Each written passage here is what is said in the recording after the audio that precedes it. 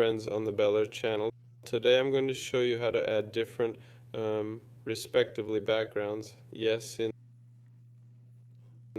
uh, on the home screen and on the lock screen on the iPhone.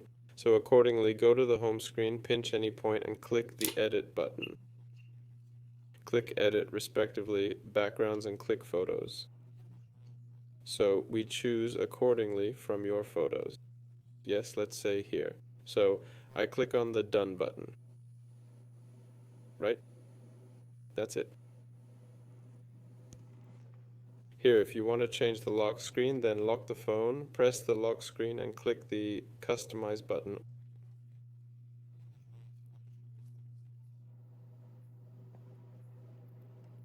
Ooh, so wait, don't customize. Here we need to click on the plus sign and accordingly, here to select a photo here. So choose the desired photo. That's all. Bella was with you. Goodbye, everyone.